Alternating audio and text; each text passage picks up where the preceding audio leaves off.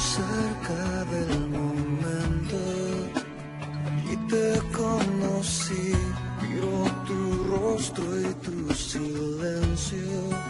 Sabré aprender de ti, tu cuerpo lento y maltratado.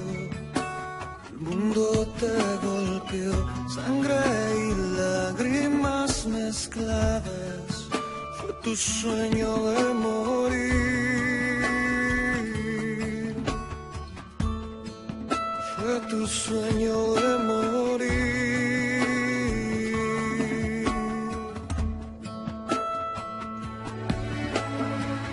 El cielo anuncia el momento que marcará el fin. La lluvia moja el sufrimiento. El cielo llora al gemir el padre ve morir su hijo. Ves un niño allí partir, el día se convierte en luto. Fue tu sueño de morir.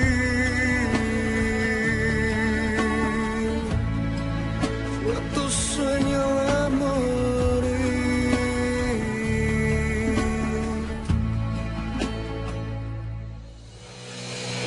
Sangre y silencio fue el precio, fue el costo de mi vivir.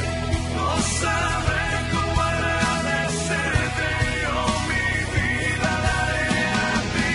En todo tiempo seré tuyo, una ofrenda me entrego a ti. Tu sueño hoy se hizo vida, tu sueño de morir.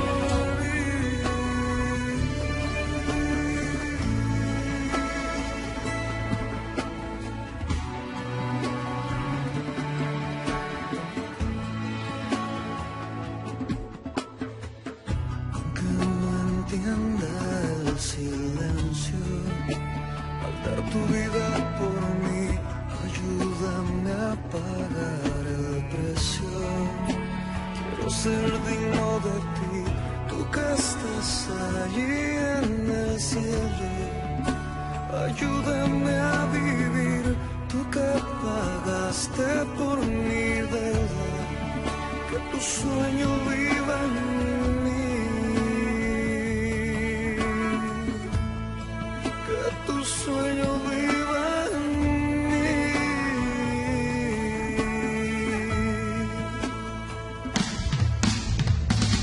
Sangre y silencio fue el precio, fue el costo de mi vivir. No sabe cómo agradecerte, yo mi vida daré a ti. En todo tiempo seré tuyo, una ofrenda me entrego a ti. Tu sueño hoy se hizo vida, tu sueño de morir. Sangre y silencio fue el precio, fue el costo de mi vivir. No sabré cómo agradecerte, yo mi vida daré a ti. En todo tiempo seré tuyo, una ofrenda me entrego a ti. Tu sueño hoy se hizo vida, tu sueño de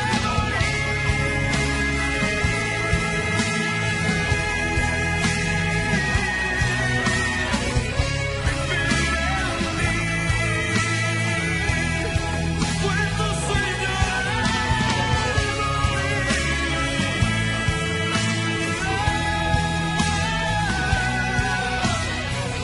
tu sueño, tu sueño, tu sueño vive en mí.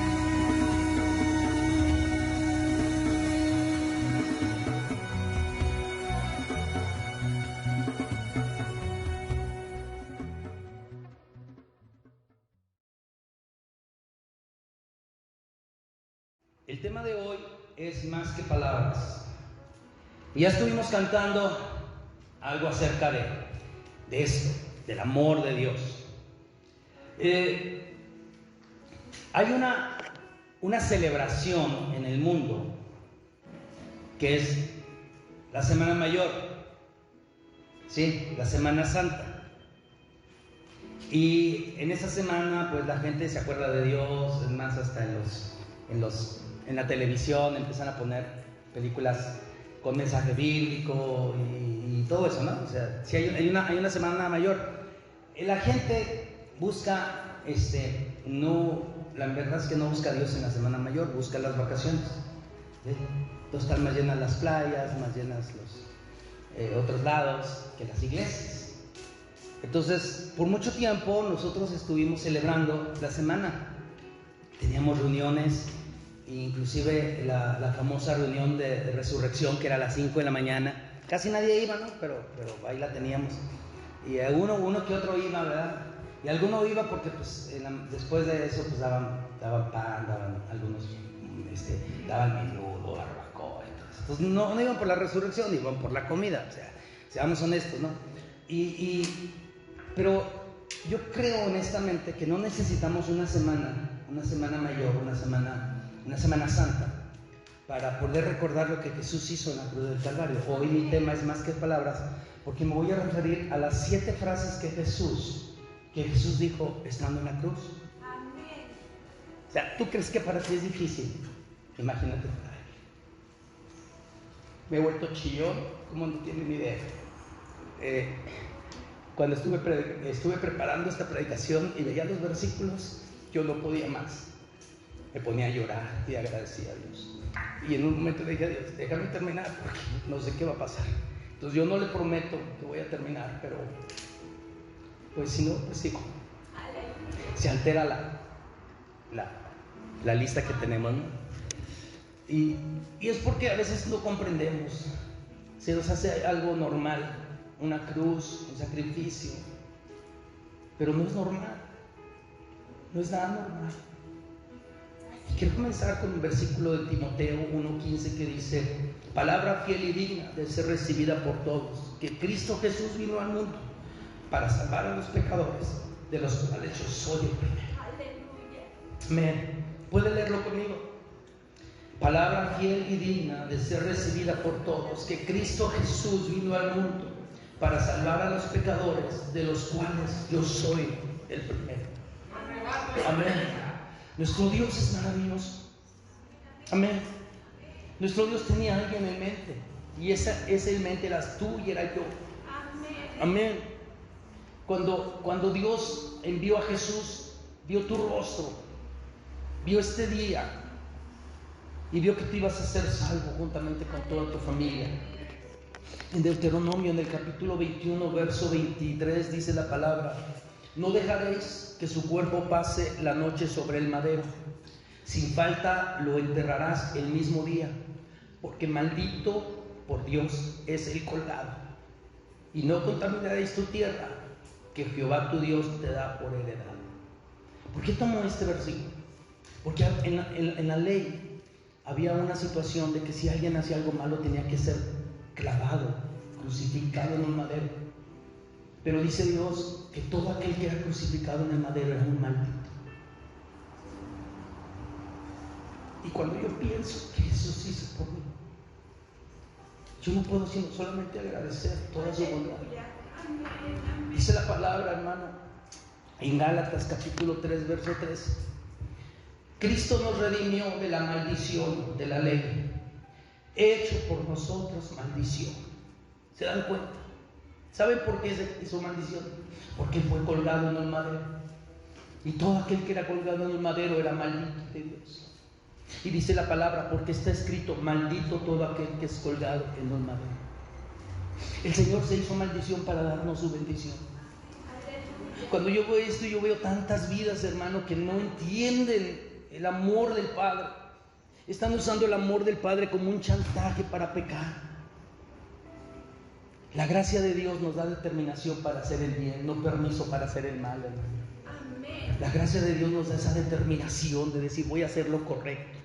Así es. Cuando Jesús estaba crucificado, la Biblia dice que Él mencionó 7 frases. Se conoce como las 7 palabras. Pero en sí fueron 7 frases. Algunas fueron palabras, algunas fueron frases. Y quiero hablarte de cada una de ellas. Préstame la atención. Primera palabra, perdón. ¿Qué tan importante es el perdón?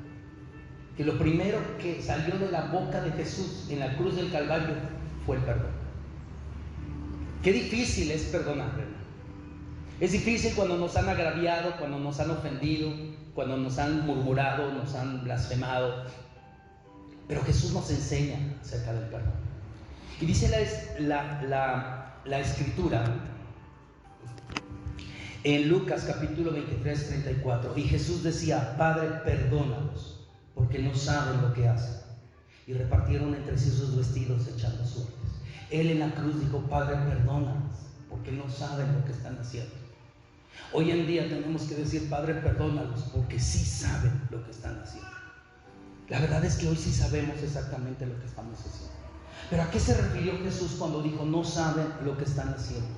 Él estaba refiriendo una parte del Antiguo Testamento en Levítico, en el capítulo 5, en el verso 15 y 16, la Biblia dice así: cuando alguna persona cometiere falta y pecare por yerro, no sabiendo en las cosas santas de Jehová, traerá por su culpa a Jehová un carnero sin defecto de los rebaños, conforme a tu estimación, en siclos de plata, del siclo del santuario, en ofrenda por el pecado. Y dice el verso 16: y pagará lo que hubiere defraudado de las cosas santas, y añadirá a ello la quinta parte, y lo dará al sacerdote. Y el sacerdote hará expiación por él con el carnero del sacrificio por el pecado, y será perdonado. Por eso, hermano, yo siempre he dicho que lo que nosotros entendemos en la ley, ahora nosotros lo tenemos que ver en el área espiritual. No tenemos que agarrar la ley tan literal, hermano, porque si agarramos la ley tan literal, estaría bien tener esclavos, y no está correcto tener esclavos.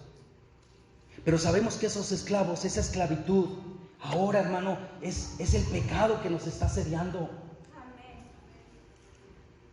Dice la palabra que cuando alguien lo hiciere sin conocimiento y pecare, iba a tener que traer un cordero. Ese cordero estaba siendo sacrificado en la cruz del Calvario por nosotros. Por eso Jesús mencionó y dijo: no saben lo que están haciendo, no se dan cuenta lo que están haciendo. El diablo estaba cantando victoria, pero la victoria estaba en la cruz del Calvario. Nuestra victoria fue sacrificada, fue crucificada. En Colosenses capítulo 3, verso 13, la Biblia dice: soportándose unos a otros y perdonándose unos a otros. Si alguno tuviere queja contra otro, de la manera que Cristo los perdonó, así también háganlo ustedes. El perdón debe de ser algo vital en nuestras vidas, hermano. Cuando nosotros no perdonamos, estamos acarreando amargura, odio, rencor, rencillas en nuestra vida. Y la palabra dice que si tú no perdonas a tu prójimo, tampoco el Padre te va a perdonar. ¿Sabes por qué a veces te sientes tan amargado, tan triste? ¿No sabes por qué? Porque no has soltado perdón. Y tu Padre no puede soltar perdón, pero cuando tú sueltas perdón, Dios te libera a ti. No solamente liberas a la persona a la cual estás perdonando, Dios te libera a ti. En Efesios capítulo 4, verso 32, la Biblia dice: antes sean benignos unos con otros, sean buenos unos con otros, misericordiosos, perdonándose unos a otros, como Dios también los perdonó a ustedes en Cristo. Amén. ¿Alguien te ofendió, hermano? ¿Alguien te ofendió? ¿Alguien te aborrece? ¿Alguien no te puede ver? Tienes que ir y amarlo. Es ahí la diferencia. Jesús dijo: perdónalos.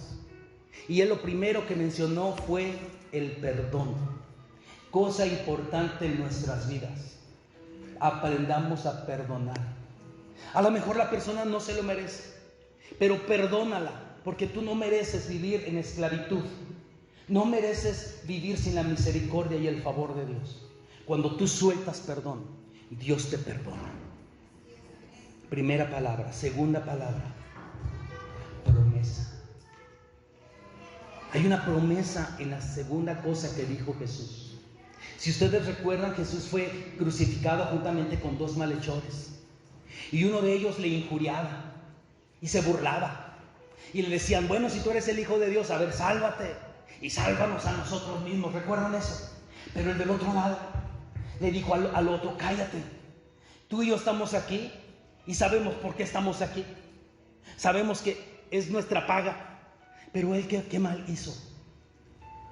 ¿Qué mal hizo? Él no hizo nada malo. Él no debe de estar aquí.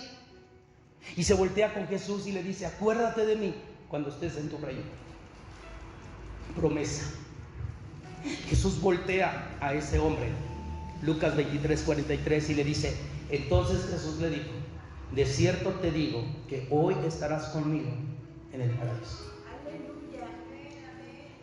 Él nunca fue a la iglesia, nunca se bautizó, nunca dio bien testimonio. Era un ladrón y estaba siendo muerto por sus pecados, por su mal proceder. Pero aún en ese momento encontró la salvación. No importa dónde estés, no importa lo que estés pasando, la salvación está tan cerca de ti como no tienes idea. A veces nosotros nos condenamos a nosotros mismos, y somos nosotros mismos los que nos tenemos que perdonar a veces las situaciones. Sabemos que Dios nos perdona, sabemos que los demás nos perdonan, pero a veces nosotros mismos no nos perdonamos. Tenemos que venir a donde está Jesús y decirle: Señor, acuérdate de mí cuando vengas en tu reino. O sea, yo no quiero más sino solamente que te acuerdes de mí, porque yo sé que tú vas a venir. A lo mejor él ya había escuchado a Jesús, pero hizo nulo ese mensaje. Pero Jesús le dijo una promesa: hoy estarás conmigo en el paraíso. Y esas promesas nosotros las podemos ver en la Biblia. En Juan capítulo 14, versículos del 1 al 3, Jesús dijo: no se turbe su corazón, creen en Dios, crean también en mí. En la casa de mi Padre muchas moradas hay. Si así no fuera, yo lo hubiera dicho. Voy pues a preparar lugar para ustedes. Y si me fuere y les prepararé el lugar, vendré otra vez y los tomaré a mí mismo, para que donde yo estoy, ustedes también estén. Hay una promesa maravillosa. Amén. Hay una promesa gloriosa. El Señor ha prometido que vamos a estar donde Él está. Y en esta segunda palabra se la dice a este hombre: es importante, hermano, que tú le muestres la bondad aún a los demás, aún en medio de las circunstancias que tú estás viviendo. Amén. ¿Sabes cómo es dar buen testimonio? No solamente es hacer las cosas bien. Tú das buen testimonio cuando sales a barrer tu banqueta y también le barres a tu vecino, sabiendo que él te echa la basura. Pero tú le barres su banqueta y le barres a otro, y que te agarren, porque si no te agarras toda la cuadra, ¿verdad? Hasta te pasas enfrente para barrerle a los demás. Hermano, tenemos que aprender que hay una promesa maravillosa, y en esa promesa Jesús nos la recordó en la cruz cuando habló con aquel hombre. Todos sus pecados en ese momento de ese hombre fueron borrados. Qué privilegio estar junto al mismo Jesús y escuchar al mismo Jesús diciéndole: hoy estarás conmigo en el paraíso. Todo tu pasado quedó atrás. Aleluya. Todo lo mal que hiciste, no hay cuenta. Tu vida está limpia. El Cordero de Dios está muriendo a tu lado. Y a veces nosotros no entendemos que el Cordero de Dios está tan cerca de nosotros. Esa promesa a veces no la vemos. Tenemos miedo porque el Señor ya va a venir. No debe de ser un miedo, debe de ser un gozo. El Señor viene a levantar a su iglesia. ¿Saben por qué nos da miedo? Porque no estamos viviendo de la manera correcta. Porque tal vez somos el otro ladrón.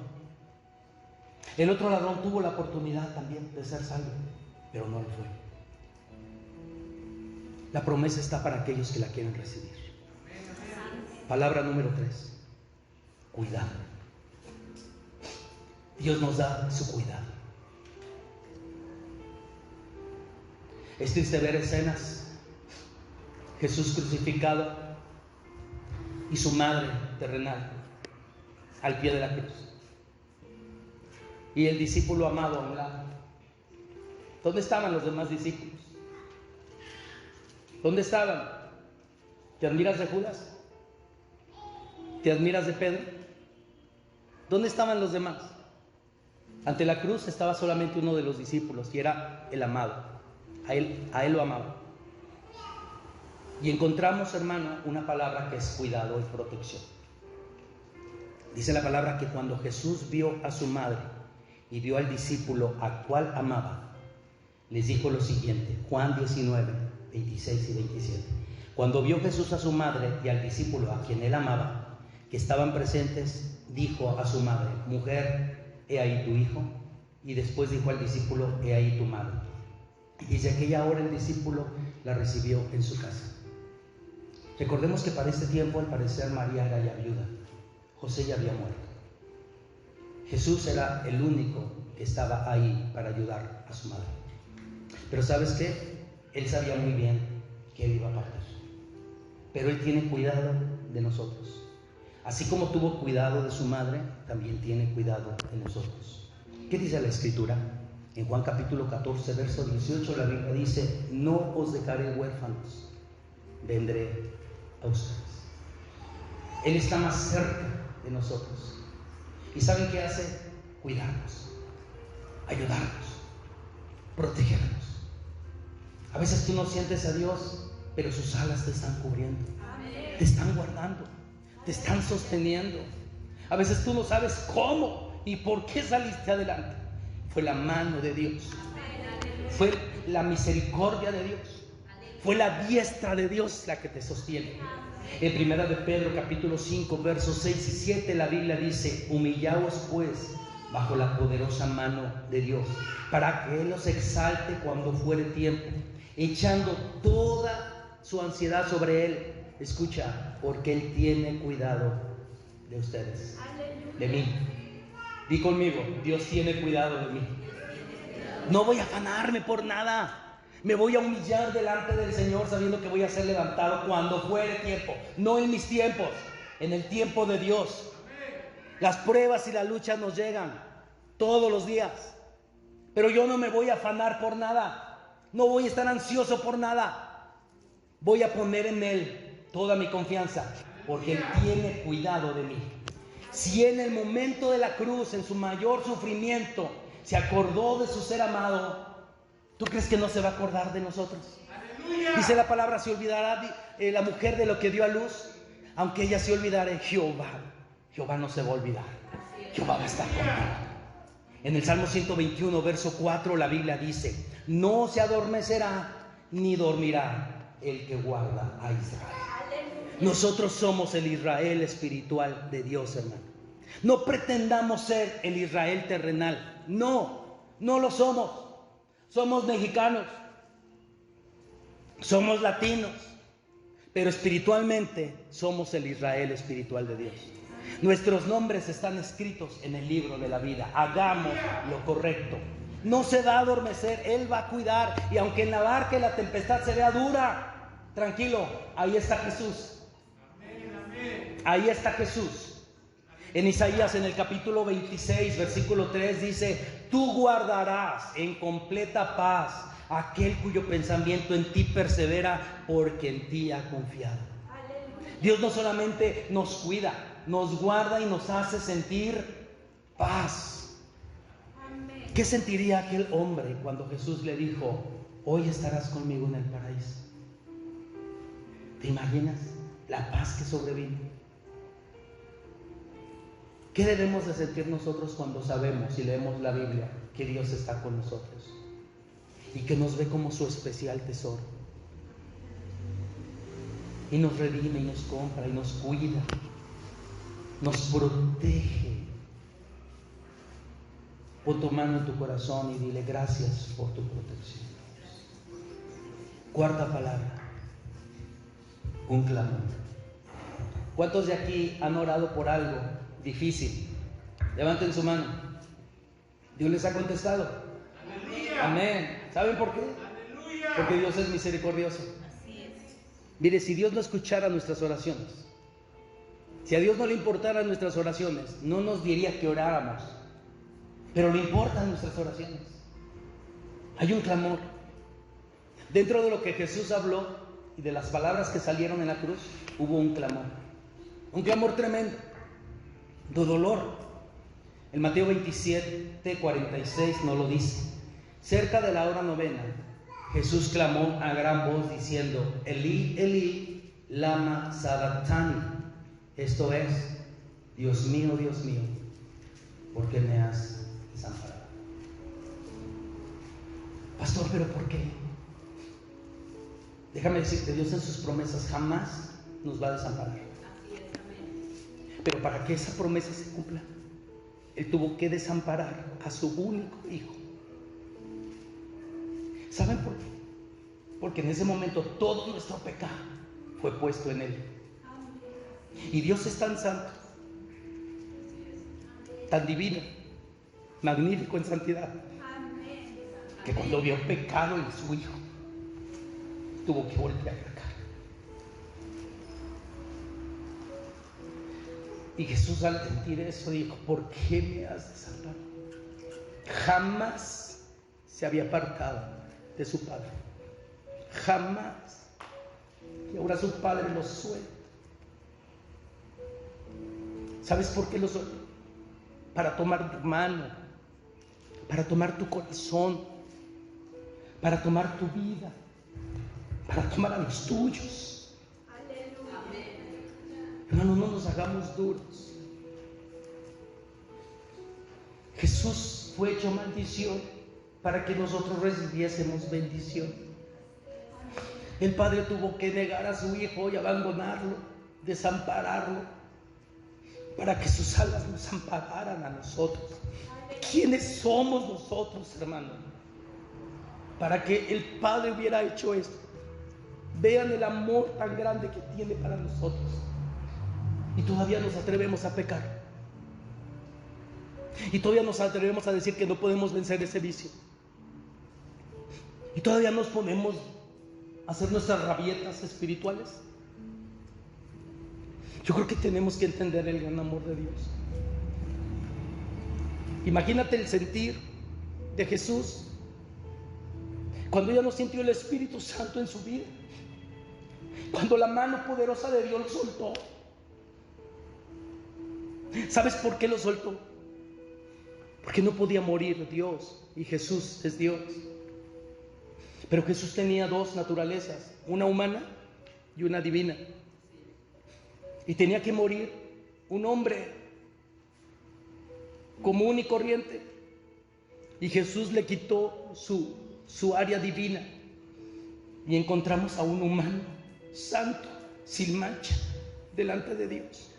El Cordero de Dios que quita el pecado del mundo, del que habló Juan.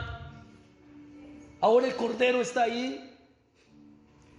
Y mientras está siendo abandonado por el Padre, Él ve cómo Dios abraza a toda la humanidad y la protege.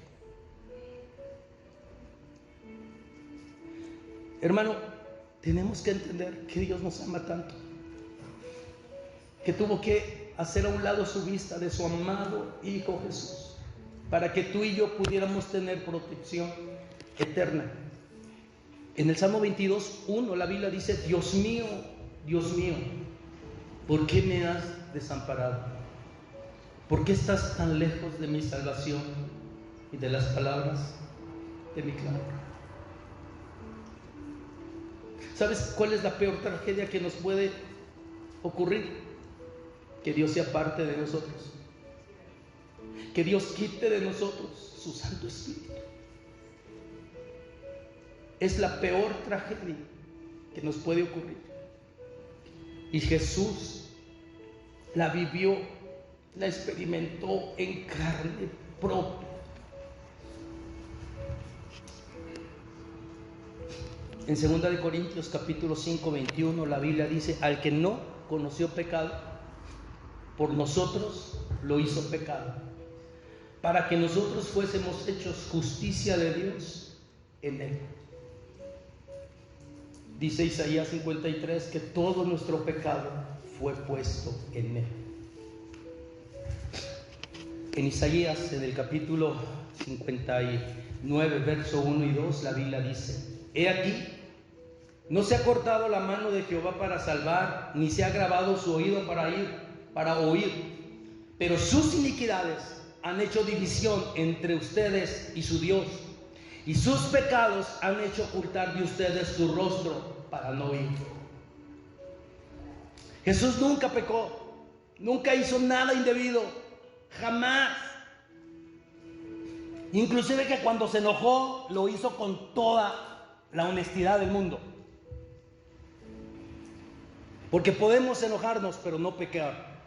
Airaos, pero no pequéis, dice la palabra. Pero Jesús tomó nuestro pecado. Todas nuestras iniquidades fueron puestas en Él. Ahora entendemos por qué Jesús voltea al Padre y le dice: ¿por qué me has abandonado? En todo el tiempo que pasamos. Pero Jesús sabía. Él dijo: Señor, vengo a hacer tu voluntad, no la mía. En el Getsemaní él oró y dijo: Señor, si es posible hacer otra manera, pero no sea como yo quiera, sino como tú quieras. Quinta palabra: cumplimiento. A veces no sabemos por qué. En una reunión de pastores, un pastor nos dijo: ¿por qué Jesús tomó a Judas si sabía cómo era? Conocía su corazón. Es más, dice la palabra que Jesús les dijo: no los escogí a ustedes y uno de ustedes es diablo. O sea, Jesús ya conocía el corazón. ¿Tú crees que Jesús no conoce tu corazón? Claro que lo conoce. Conoce tu corazón, conoce tus pensamientos, conoce tus intenciones, conoce lo que haces en secreto, conoce todo de tu vida y aún así te ama. Aún así nos ama. Amén. ¿Por qué lo agarró? Dice la palabra: para que la escritura se cumpliese. Cumplimiento. Vemos a Jesús ahora en la cruz y le faltaba cumplir algo y no podía irse sin cumplir la palabra. Ahora, ¿sabes en qué momento está Jesús? Ya no está la mano de Dios en su vida. En este momento está hablando un humano santo, sin mancha, como jamás lo ha habido, y se acordó que tenía que cumplir la palabra de Dios. Se acordó que había un cumplimiento que tenía que hacer. Dice la escritura en Juan capítulo 19 verso 28: después de esto, sabiendo Jesús que ya todo estaba consumado, dijo, para que se cumpliese, para que la escritura se cumpliese. Dijo: tengo sed. Yo no sé a qué hora se había comido. Horas anteriores, él estuvo celebrando la Pascua con sus discípulos. Después se va al Getsemaní y empieza su sufrimiento. ¿Tú crees que él empezó su sufrimiento cuando le dieron la primera cachetada o el primer puñetazo? No. Su sufrimiento empezó en el Getsemaní orando a su Padre. Dice que era tanto su sufrimiento que su sudor empezó a hacer gotas de sangre. Cuando alguien está tan tenso o tan preocupado, dice que las venas se empiezan a romper y empiezan a transminar la sangre. Imagínate cómo Jesús se sentía en su corazón. Y luego va con sus discípulos que están orando por él, que lo están fortaleciendo, que están unidos en oración, y los encuentra dormidos.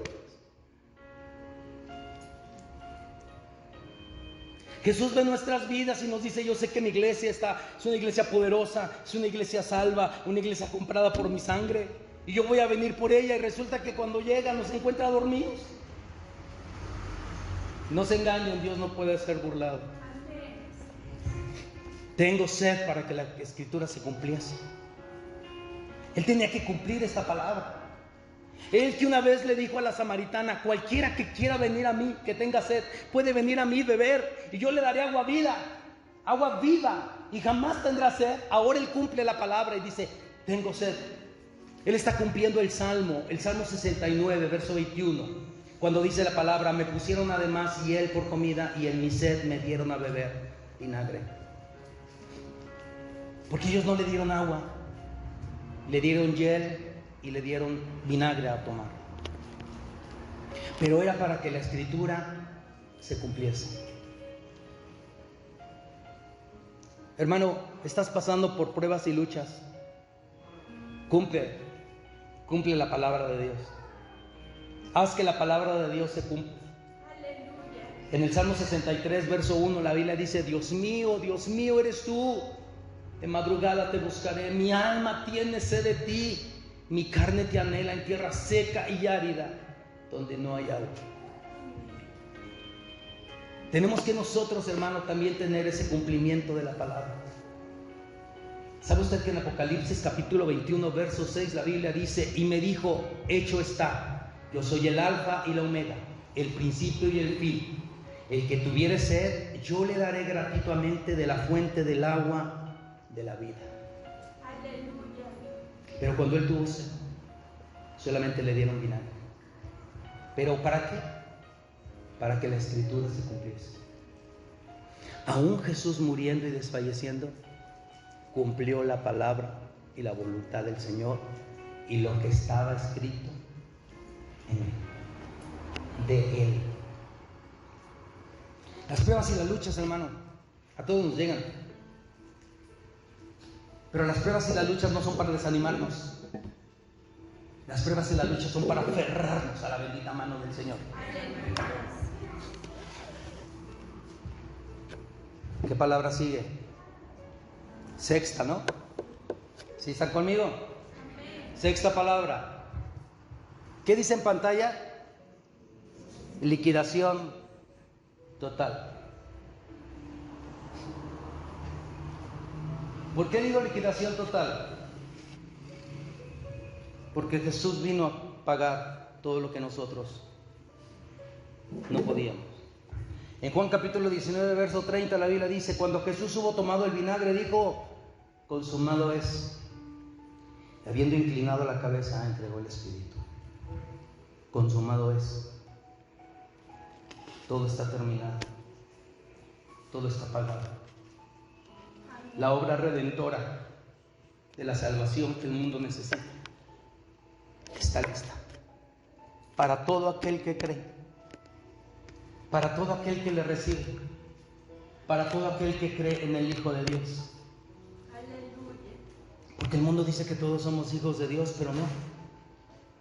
La Biblia nos enseña que todos los que le recibieron, a los que creen en su nombre, les dio potestad de ser llamados hijos de Dios. Pero Él dijo: todo está consumado, todo está pagado. Cada día tú y yo tenemos que orar y darle gracias a Dios porque entregó a su Hijo por nosotros. No siendo dignos, no siendo merecedores. La palabra dice en Romanos capítulo 8, verso 32: el que no escatimó ni a su propio Hijo, sino que lo entregó por todos nosotros, ¿cómo no nos dará también con Él todas las cosas? Aleluya. Hermano, Jesús pagó por ti. En ese momento que Jesús dijo: consumado es, toda la humanidad, porque Él es el Cordero de Dios, quedó libre de pecado. Toda la humanidad. Pero muchos siguieron pecando, pero otros no. Y después nosotros oímos el Evangelio y nos dimos cuenta que éramos pecadores, pero que alguien había tomado nuestro lugar. Y entonces nosotros decidimos aceptarle como Señor y Salvador. Y Él escribió con su propia mano nuestro nombre en el libro de la vida. Enrique Zúñiga Ochoa, con su propia sangre, lavado y comprado. Y cualquiera que diga algo, ve a la cruz, porque dice: todo está liquidado. La deuda está pagada. Dios entregó a su Hijo por nosotros y no lo escatimó, lo entregó. En Efesios capítulo 5, verso 2 dice: y andad en amor como también Cristo nos amó y se entregó a sí mismo por nosotros, ofrenda y sacrificio en olor fragante. Dios estaba viendo la humanidad y la humanidad estaba perdida. Y dijo, necesitamos hacer algo. Necesitamos un cordero verdadero. Porque los corderos que me sacrifican el pueblo de Israel conforme a la ley son pasajeros. Pero necesitamos sangre eterna.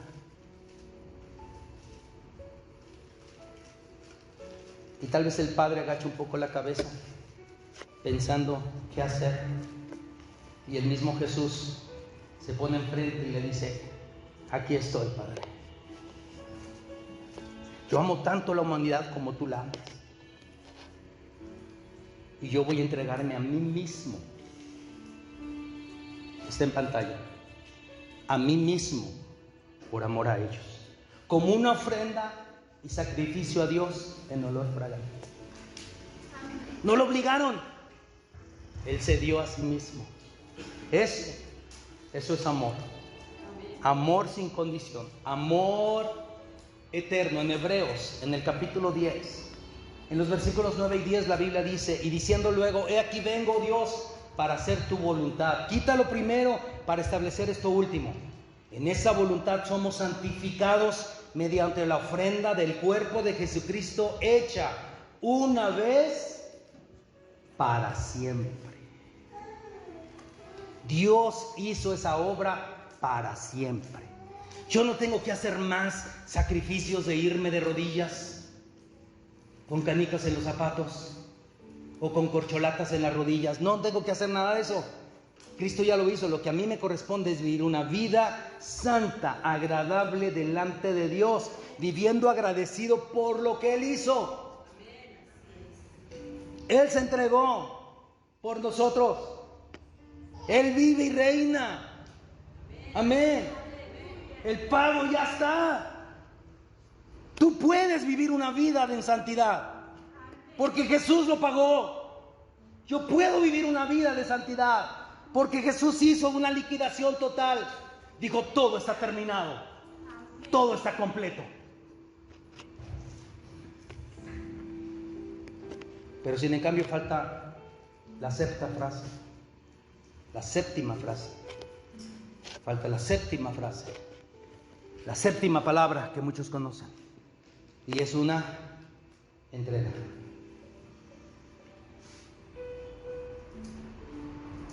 ¿Sabes qué es lo que va a cambiar tu vida? Entrega tu vida a Dios. Completamente. No le pongas peros, no le pongas reservas, no le pongas nada. Entrégala. Así, tal cual eres. Dios te ama como eres, con tus defectos, con tus vicios, con tus pecados. Te ama, pero rehúsa dejarte como estás. Él te quiere cambiar y transformar a la apariencia de Cristo. Así como somos, vamos a venir, va a haber una entrega. En Lucas capítulo 23, versículo 46 dice, entonces Jesús clamó a gran voz y dijo, Padre, en tus manos encomiendo mi espíritu. Y habiendo dicho esto, murió, expiró. En su último aliento dijo, en tus manos encomiendo mi espíritu. Hermano, nosotros tenemos que encomendar todos los días nuestra vida en una entrega a Dios. Todos los días. Amén. Todos los días. Ríndete a Jesús todos los días. Aleluya. En el Salmo 31, en los versículos 1 y el versículo 5, la Biblia dice, en ti, oh Jehová, he confiado, no sea yo confundido jamás. Líbrame en tu justicia, en tu mano encomiendo mi espíritu. Tú me has redimido, Jehová, Dios de verdad. Aleluya. En tus manos encomiendo mi espíritu. Una entrega total. Y Jesús nos la enseñó en la cruz del Calvario. Pero más, nos la enseñó en su propia vida. En Tito, en el capítulo 2, en los versículos 11 y 12, dice, porque la gracia de Dios se ha manifestado para salvación. Jesucristo se ha manifestado para salvación a todos los hombres, enseñándoles que renunciando a la impiedad y a los deseos mundanos, vivamos en este siglo sobria, justa y piadosamente. Diga conmigo estas tres cosas: sobria, justa y piadosamente. ¿Creen que podamos vivir así?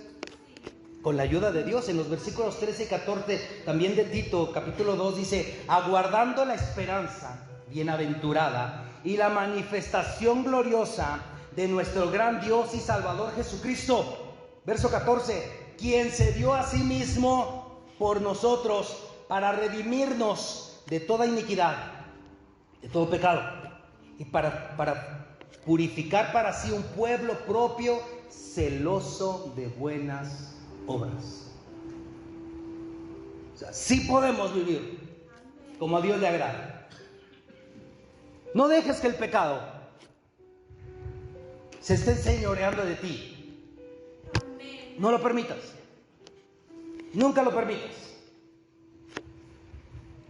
Todos sabemos un versículo, porque hasta en las verdades que a veces decimos, lo sabemos. Romanos capítulo 6, verso 23. Porque la paga del pecado es muerte. Pero hoy quiero tomar la segunda parte.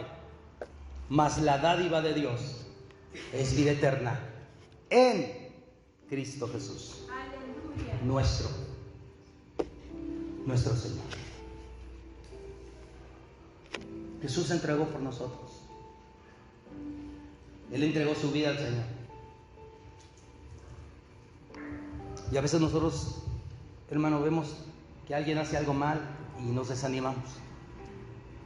No, fija tu mirada en Cristo. La gente hace cosas. La gente hace cosas. No lo agarres personal, la gente simplemente hace cosas. Los cristianos hacen cosas, dejan de hacer cosas. Hay cristianos que no oran, cristianos que no leen la Biblia, hay cristianos que dan mal testimonio. ¿Sí? Hay cristianos que el mismo Judas les queda corto. Hay cristianos que Caín, no, Esaú, no. Esaú es un alma de Dios, un pan del cielo. Pero tú no mires en lo que ellos hacen. La gente hace cosas. Tú pon tu mirada en Dios. Fija tu mirada en Dios. Miren, busquen las cosas de arriba donde está Cristo sentado, no en las de la tierra. Pongan su mirada en las cosas celestiales y van a ver cosas diferentes. Todos decimos Romanos 6:23, la paga del pecado es muerte. Eso es lo que dice la palabra. Sí, pero también nos dice, mas la dádiva de Dios es vida eterna. El regalo de Dios es vida eterna.